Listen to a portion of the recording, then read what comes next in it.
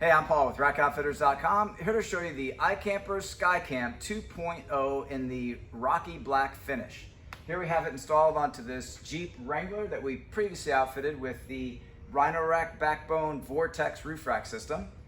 And here we have it attached onto the Vortex load bars using the iKamper 2.0 mounting hardware, which makes for a very easy and low profile method of attachment.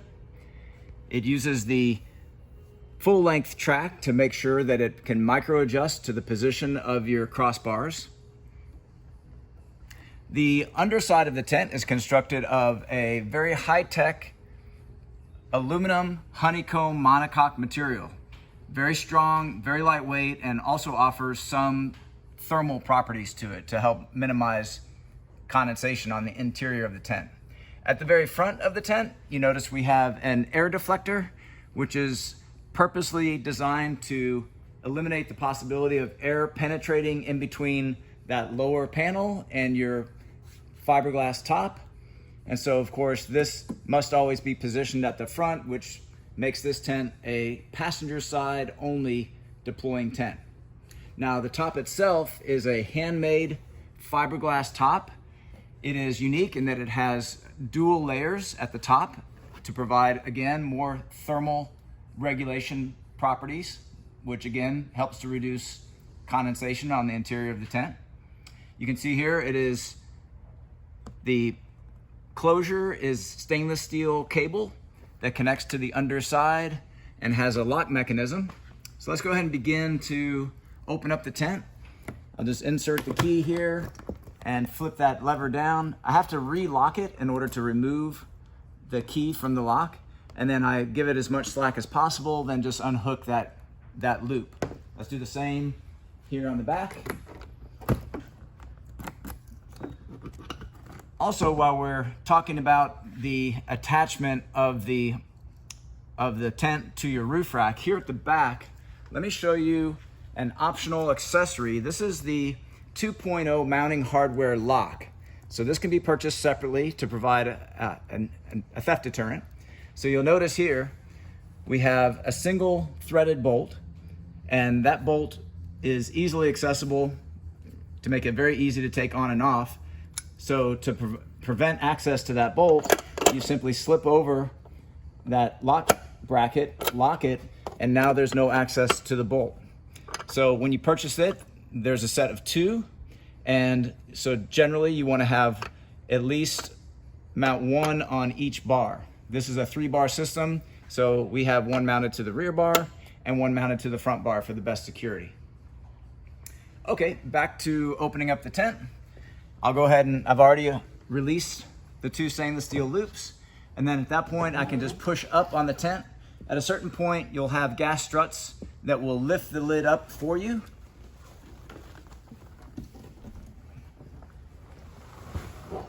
Okay, and that opens up the tent. Now here you have your ladder. So the ladder has a cover. You remove that cover. The cover's purpose is to protect the interior of the tent from the feet of the ladder, which will be resting directly on the ground where it may bring with it rocks and pebbles. Also, there's the potential for the rubber to off-gas.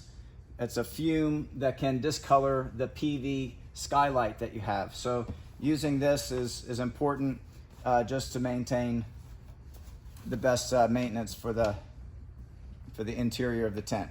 Okay, so now I'm going to begin to deploy the ladder. When you deploy the ladder, it's important to extend it fully. Also, let me pull out some of these accessories that are included with the tent. I'll show you what those are too. Okay, inside the tent, we already mentioned we have the cover. I'll set that aside. We have these strut lockouts. I'll demonstrate those shortly. Also provided is a maintenance seam sealer for your tent.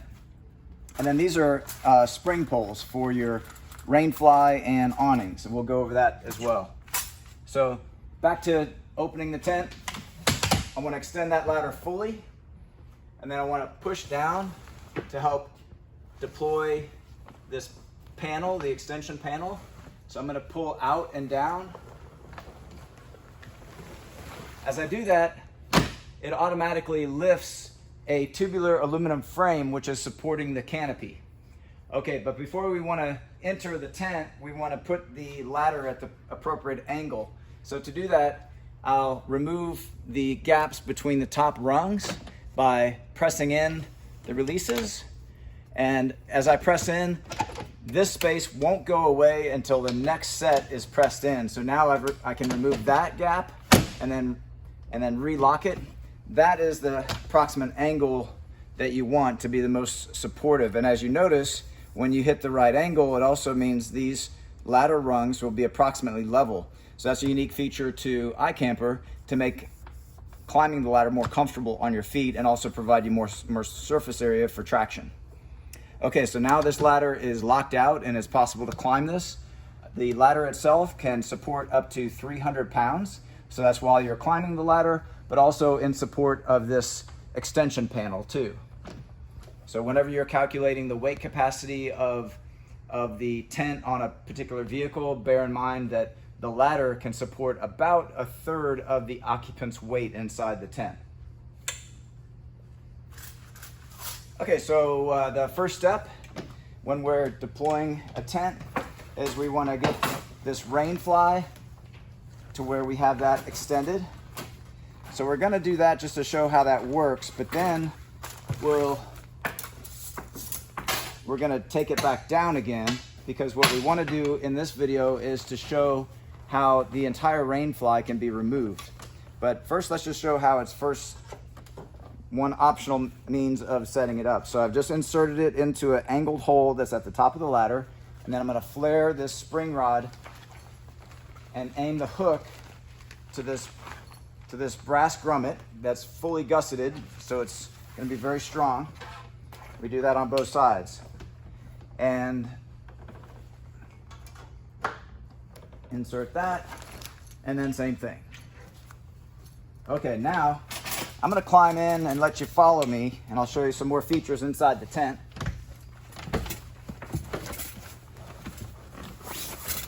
So the first thing you'll notice is we have two sections of the mattress. So in order for the mattress to be thick and comfortable, they've designed it in two sections. So the intention is you pull this section over and creating the entire sleep surface. So bringing this section to the inside of the tent as far to the back of the tent will gain you the space that you need to be able to close the tent. You can't leave this in this position when you close the tent. And there's very little extra space within the tent to accommodate sleeping gear and those type of things. So basically you have the room for the mattress, and then other gear should be carried outside of the tent. There's very little extra space. Okay, so inside the tent though, you see that of course you do have that quilted cover, which is removable and can be washed. You also have your quilted headliner here. And then we mentioned a moment ago about the gas spring struts. Those pieces that I mentioned earlier, these are aluminum snap-in. It's a component that acts as a safety.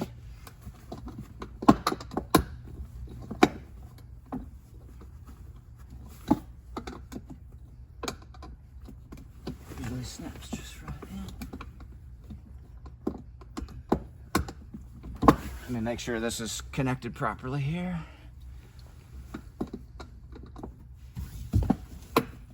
Okay, I got that snapped in.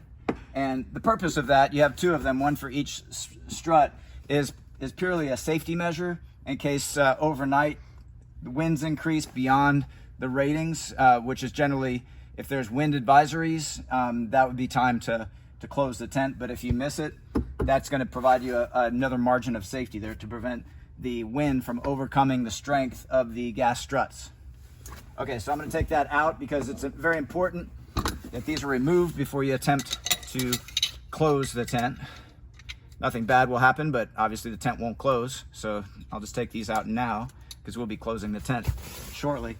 So inside the tent here, you have, of course, two windows on each side. They're all set up the same, where you have the ability for complete blackout, as you see on this side, or you can roll up the exterior as you see there. It can also be turned into an awning, which let's go ahead and deploy this awning so you can check that out. So you do have two different spring pole types. You have the spring pole types which are longer for the front, and then you have the spring pole types for the sides, which are a bit shorter and also have a slightly different hook shape to them. So let's go ahead and follow me outside. Okay, so what I'm gonna do is I'm gonna feel the underside, and I'm gonna insert the spring pole into the underside, and then I'm gonna flare it up like I did before at the front. And at the top here, I have a nylon loop. Just need to insert that into the loop. Now, the reason why I'm doing it from the inside of the tent is because that's gonna make it the most convenient and easy to reach for pretty much every situation. You can just easily, from the inside of the tent, reach out of the window, deploy your awnings, versus having to climb around on the exterior of the vehicle.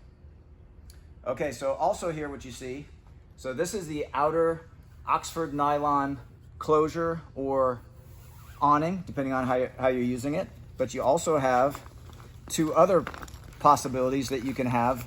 You have your no-seam mesh, so if you want to maintain the best possible ventilation, you've got that.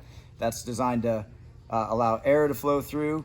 It's easy to see out, but not quite as easy to see in, so you get a little bit of an element of privacy. You also have a PV clear, so if you want it sealed up more, but you want visibility, you've got that as an option too. And so around the tent in various areas, you're always going to see these toggles with corresponding loops, and that's how you will roll those up and keep them tidy. Okay, so the next thing we're going to do is I'll meet you over here at the front entrance. Okay, so discussing your options, you've got the poly cotton canvas canopy, okay, and then above that you have your RainFly, which is more of the Oxford nylon. So you have the choice of keeping this Oxford nylon fly in place, but I'm going to demonstrate how to remove that. So if you want a more open feeling and this part is not needed, so what I've done is I'm just going to peel away the Velcro on the sides, and then I'm going to go ahead and step in here. Now what this is doing for me is this will remove the PV, so you have actual complete access through the top of the canopy.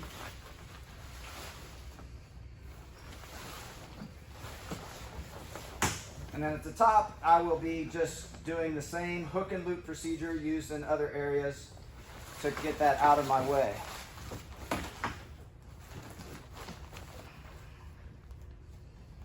Okay, so now at this point, if you like the idea of being able to have complete visibility, you have that option. But as we saw in the side window, you also have the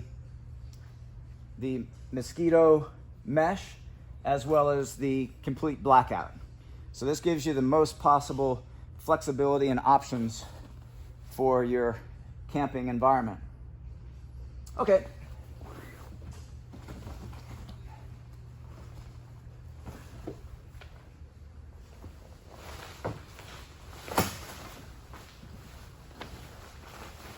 Okay, so I'm going to begin to close the tent back up again.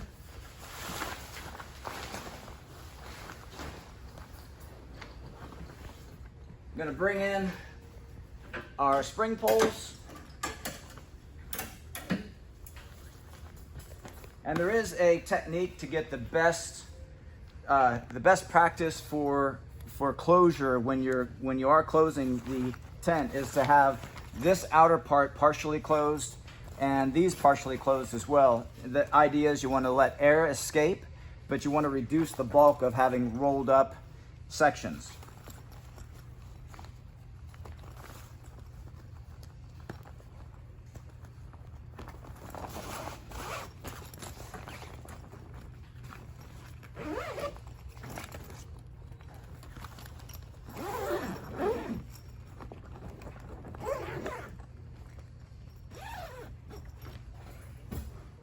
So here you can see what I've done is I've zipped up partially, and I've left a gap open to allow air to easily escape.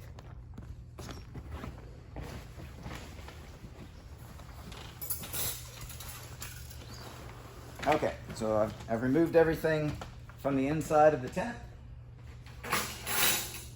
Now, important step here is we want to reposition this extension mattress, and it's important to have that as far to the inside as possible.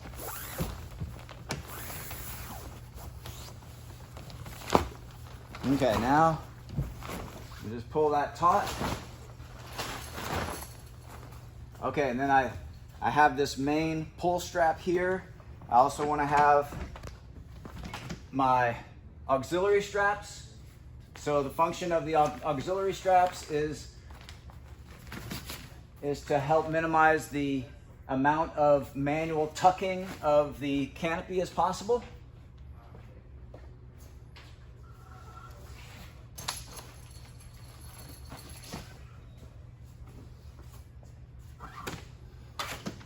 Okay, and so as we lift and close, those will come into play here shortly. And while we're on the underside here, just to let you know what these eye screws are for. Those are for accessories. There's a toiletry kit that you can hang from that, as well as a shoe rack you can hang from that. But it's being used for this auxiliary strap to help give you access to that as well. Okay, and let me go ahead and begin to lift. So what we want to do is begin to collapse these rungs as much as possible, as far as you can reach. Make sure you don't lose the strap here. If you can collapse it more and still reach, that's better. Okay, and at this point I could even run this closure here, and then basically I'm just pushing up with the palm against the ladder foot. Now at this point I want to start tucking in these auxiliary straps and get the most benefit out of those. Okay, so here you can kind of see how that's going to help me. And now we can go ahead and begin pulling down. So I'm pulling on the auxiliary straps and the main strap simultaneously. Okay, and once it's close to being closed, I'll just give it a check. It's done a really good job. If not, you may have to do a little bit of tucking, but almost little to no tucking is necessary.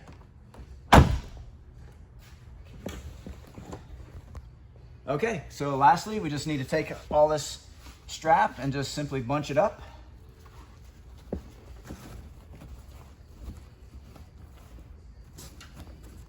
There is the cover. It's a good idea to put that on the ladder.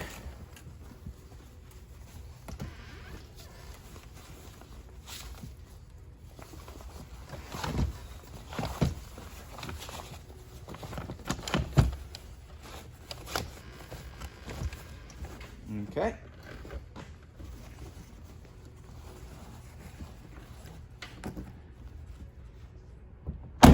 Okay, now we just pull down, allow that air to release, hook up your cable to the underside.